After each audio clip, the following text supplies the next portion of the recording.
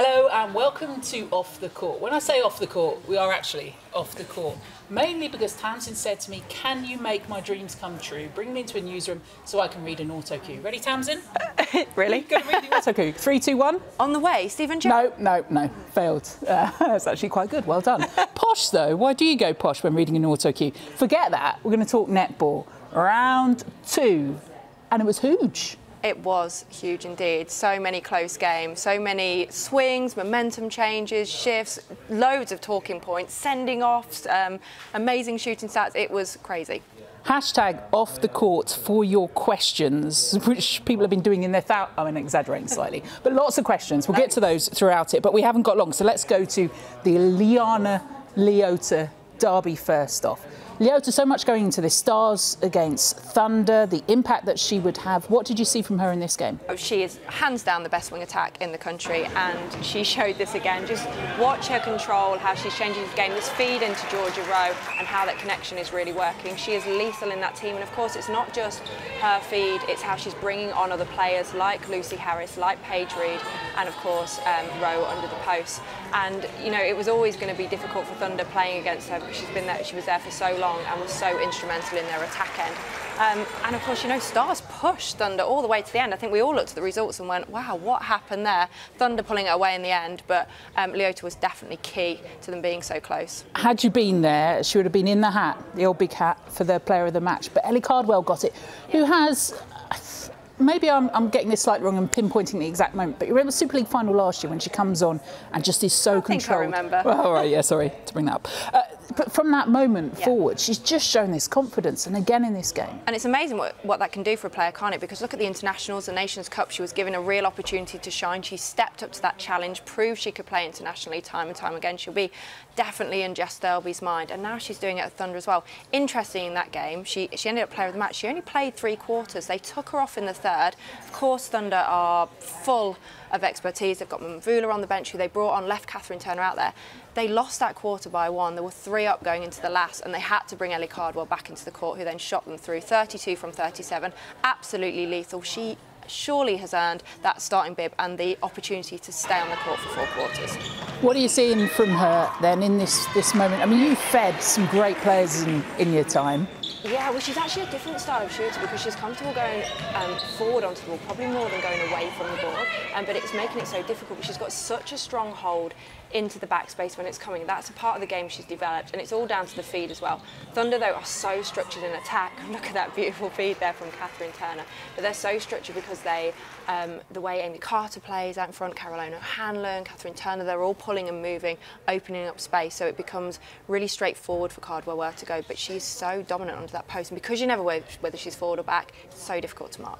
2 from 2 for the defending champions. They have Lightning next.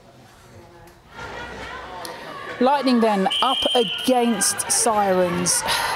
This was one of those that saw a turnaround from them. Yeah, well, it wasn't a good start, was it? I think it was 16-7 down after the first quarter, and you're going to see some of the errors here. Such a young squad on court at the moment. You can see Jazz Odegaberin in the middle, probably not her most comfortable position. Annabelle Roddy there, sending one off the back line, and that's purely because they've got no Panagari at the moment. She's out injured. But this was great. I mean, we're seeing some positive from the comeback. So then, you know, you talk about youngsters. Beth Gabriel, the impact she had when she entered the game at wing attack, started to really get the connection with Chollock. Look at those feeds in, and with Ella Clark, and Lightning dragged it back in that second quarter. I think it was 18-9, and of course then they went on to win. And look, with Chollock under the post, they're always going to be lethal.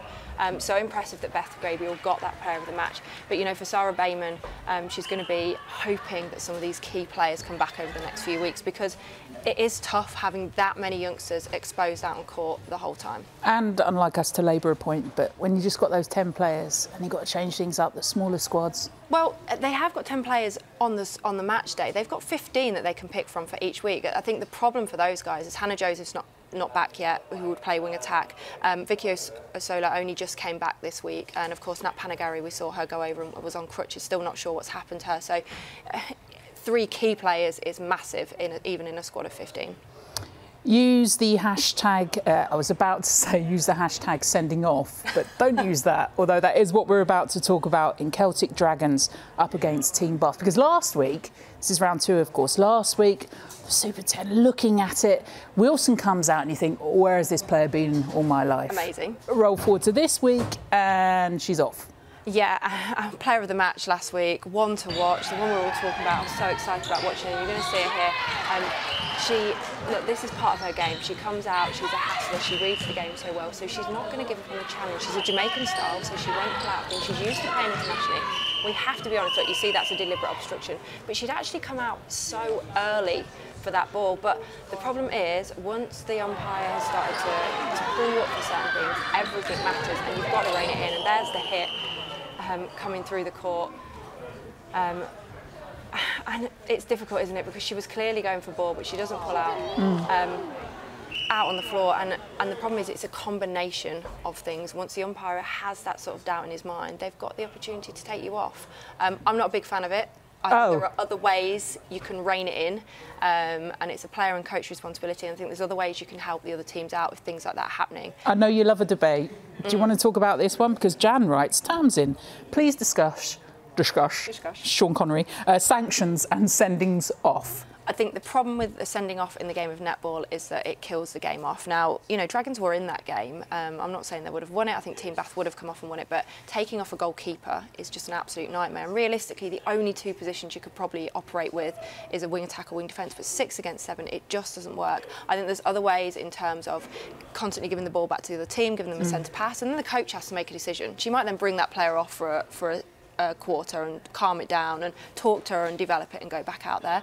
But I struggle with the 6 players. It actually happened to us a couple of seasons ago, and we were preparing for the semi-finals and we were playing against Sirens, and Hayley Moore-Heron got sent off, a goalkeeper, and I was begging our bench to go and ask the umpire to let her come back on because it was a waste of time for us to practice in that last quarter. And I was like, we're going across to the semi-finals, I need her on the court. So I'm not a fan. Now gets 1 match suspension as well, and also if you pick up 2 suspensions during the season in any games, you then get 1 match suspension too. So it could be that the effect that we see on other teams throughout this season. Again, when we say that things are a little tight and a little bit shorter. The positive side of this for Team Bath then? Well, they were good again, weren't they? What's interesting, I actually didn't think Team Bath would make the top 4 this year, looking at the other side. I thought it might be a time that they come out of it, but you know, they're playing with a very young defence. Ebenezer Brown expecting a first child, which is amazing, but it's their attackers that have really gelled, and they've kept most of that group together. So you've got Kim Kermain there, so dominant under the post, Sophie Drakeford-Lewis, we know, a key for the future in the England side, and of course Rachel Shaw, and they're just sort of ticking along nicely. Scored over 70 goals in both of their games so far, which is an incredible score rate, and they haven't faced you know, they haven't faced Wasps yet, Thunder yet, Mavericks yet, but when they do, they're going to be in a really confident state because they know they can play. And these young combination, Imogen Allison, Tash Pavlin and Summer Artman, they're just going to grow and grow and grow in confidence. So a massive win for them again. 71 goals back to back. As a coach, you're going, yeah, I love a bit of that. Yeah, you've got to rein it in. You've got to be realistic because I don't think they've been truly tested yet. They ended up against 6 players against these guys. You know, you could argue against 6 for a big bulk of that second half, should you've scored more. And I think against Loughborough again, they were playing against a depleted Loughborough side. But you know, don't underestimate what the confidence of that group will do. Monday night, you were on the telly, which means you couldn't Twitter refresh what was going on with Wasps, Mavericks. It was tight all the way through. Yep. Lexi, I'm going to say it's the off the court, not kiss of death, the reverse of that. No, we can have a new thing now, can't we? Come on, you'll be player of the match. Oh, well, I'd be player of the match next week. No. So Lexi joined us last week, Lexi Baker. She talked about coming into Wasps, how at ease she felt. And we've just seen how comfortable she is in that attacking end for them. Yeah, well, Mel Mansfield trusted to start her out at goal attack, which, you know, she came on and entered the game at wing attack last week, had a big impact, started the game at goal attack and was on fire. I've since caught up on the game, her cuts and drives into the circle, the way she opened up. The penalty count they drew against Mavericks was crucial in that, and a lot of that happened within the circle, down to her drives and her opening up the space for Rachel Dunn. Plus, she's very comfortable on the ball. Wasps needed a leader. I think they've been lacking a leader since the likes of Nat Haythornthwaite has abandoned us and gone overseas. And I think Lexi could be that player. Okay, so what's great couple of first quarters for them. Mavs came back into it in that third quarter. It was always going to swing. Drew the final quarter. Yeah, and that's how it should be at the top games. You know, it was only separated by 4 in the end. They were right in it all the way through. Mavs will go away, sort of lick their wounds. They'll know that it's a long season ahead, and both teams have still got a very long way to go. Brilliant, isn't it? Yes. Meanwhile, over on the telly, you were talking us through another epic game. I've never seen so many swings in one game. I mean, the momentum change. Thought you were at a playground? No. 19-6 to then an 18-9, I think, quarter, and then set us up for a goal second half. And of course, with 3 minutes to go, Storm were 5 ahead. How they threw that game away, I do not know. But then the same could have been said to Pulse. It was the Pulse defensive end, though, for me, that was quality. It saved them last week against Sirens, only letting Sirens shoot at 67%. And we did some analysis on this. If you're just looking at how this structure is working, keep your eye in the background of Halle Adio. Every team, when you're working a structure like this, needs a hunter. Just watch as Lindsay Keeble comes running out, what she sets up for Adio. Keep your eye on this as we run it through. She steps and recovers, but it's also the work of what the players are doing out in the front with big arms. Look at this. Adio is set up to go for Yaz. She misses it, but watch this from Ash Decker. Boomph. Also, Yaz Parsons stepping in there. That is such a killer. If she could have let that ball go, it would have been fine. They are vulnerable, middle ball, and that always happens with the off mark and when it opens up. But look at the lean from Keeble. I've been waiting years for Lindsay Keeble to do this kind of defence on people. How did you spot that? Because I was watching it live. What, I did not see her, but it's just a little tip. Yeah, if you sit with me, I mutter things all the time. You see all the pushes in Can we the not do it now? There's so much going on, and I think actually we need to say that there is so much going on now by individual players and from coaches and things that are happening on the court. It's so hard for an umpire to see it all. You're just used to it, and I think especially because I've played, you kind of know when certain things are happening and what's going to happen and the tricks of the trade from people. But yeah, that was, you know, she got away with it, but it is an impressive lean. She's now jumping shots and she's causing havoc for people. Can we say it quietly, because I don't want anyone else to know. I don't want her going to Australia for Doju. Just 17. There's a magazine called that somewhere. She'd be the cover star, wouldn't she? Yeah, she will go at some point. That kid's got talent. And why? What is it that's special? She's fearless at the moment, which is brilliant. She's a natural ball winner. And I say that, you know, it sounds stupid saying that about a defender, but just look at the tips she got in this last quarter. 4 she totaled to bring them into the game, and it's sort of, you know, there it's kind of, oh, ball, I'll go for it. Oh, there we go. I mean, that you can't teach. That is just a natural ability to read the game and go for it. She's still got so much to learn. Her attacking court through play, her structure defensively, but wow, when she gets that, she is going to be a player that you fear playing against. And at 17, what a huge future ahead. All right, then, here's confirmation of your round 2 results. Bethany Hudson writes, with the results on the first 2 weeks, could this be the tightest season so far? It's going to be hard to call the top 4, Tamsin Greenway, out of those results. I'll call the top 3, Wasps, Mavs and Thunder. I think Lightning and Beth will make up that 4th spot, but there will be big scalps again this year. The way Stars are playing, Pulse are playing, and Dragons, actually, I think at some point they'll get one of the big teams. I love the fact that we had the 1 goal in it, so close last week too. What a couple of rounds it's been. This is how the table all turns out then, from top to bottom. Team Bath are used to being top of the table, aren't they? Not for the past few seasons. It's 2 games in. It would be ridiculous to talk about where everyone's going to finish as a result of that. But I have just asked you that. I won't go on about it though. One thing though, to make it interesting, we've had loads of debate this week about whether we start awarding extra points for quarters 1. I have no idea. I'm sure you do, Miss Mathematician, how that would result a different table. Well, I think it would change the game. I'm not against it. And this always gets a lot of controversy because I'm not actually against it at all. And for the purists who love just the plain netball game, absolutely fine. I'm obviously a big fan of that as well.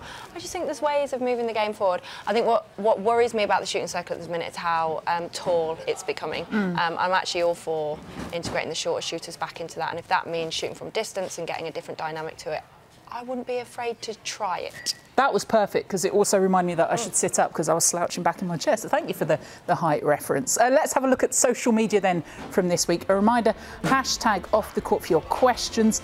Ebony Beckford Chambers has been raising money for Sport Relief. This was very funny. I think you still watch it on the iPlayer, but just great to see more exposure for netball. It was indeed, and I was speaking to Ebs about it. She went, I was so nervous. In rehearsals, I caught nothing. She was like, how embarrassing would that be? But it's all right, she nailed it. Watch it if you can, because it was great. She's a pro. There were loads of pros as well in the charity game over in Australia. We saw such great games. We saw great singers as well. Kelsey Brown singing. She plays netball. Oh, if you haven't checked her out on Instagram, watch her. She is brilliant on a piano as well and a sing-song. Amazing. Very jealous. And what an amazing competition as well. So many great players in there, and some of our faves as well. Nat Haythorne for HG, mentor in that picture, and for an amazing cause. We are sat in the Sky Sports News studios. A couple of our lot have been down with the news team as well, talking about sponsors in netball. Another debate you've had this week then about more exposure for the game. The sponsors are key to that. Yeah, they are, and for me it's the nature of the sponsors as well. So having big names like Vitality, Nike coming on board, it's huge for the sport, and it's only going to progress. But we need to keep giving them the numbers. We need to show that netball is a brand, it's out there, and we are pushing it forward. There's my war cry. Is that good enough? Yeah, all right. I did a better one on Friday night on Twitter. It's fine. If you want to design maybe a slogan for Tamsin or a song for her to sing, use the hashtag #OffTheCourt. You can also get in touch. These are a few quick questions. You ready? Fiona Cooper writes, the difference between contact and contest. Difficult one for me. It's more about what happens before or after. So a contest is two players 50-50 going for it. If there's been a bit of argy-bargy before, hooking, arm holding, a bit of follow-through on the end, it becomes a contact. So you've got to let some of the contest go. OK, more of your fab analysis that they're looking for as well. Sanctions, rolling subs. What about the 2-point scoring in the bushfire game, writes Lindsay? Yeah, I told you I didn't mind it. And actually the Aussies came out on top, which I was pretty surprised about. When you looked at the shooting talent in both sides, you'd have thought it would have favoured that's the All-Stars team, but it didn't. And I know a lot of Aussies are against it. I think it's something we can have a little play with. You never know, it might be good for TV, it might organise new crowds, it might just die a death and we'll get rid of it. But I don't think we should be afraid of change. Guess what? We're nearly done. Only one thing for you to do. Just look into that camera and say, Tamsin Greenway, Sky Sports News. Tamsin Greenway, Sky Sports News. See you next week. Bye-bye. Sky Sports. Feel it all.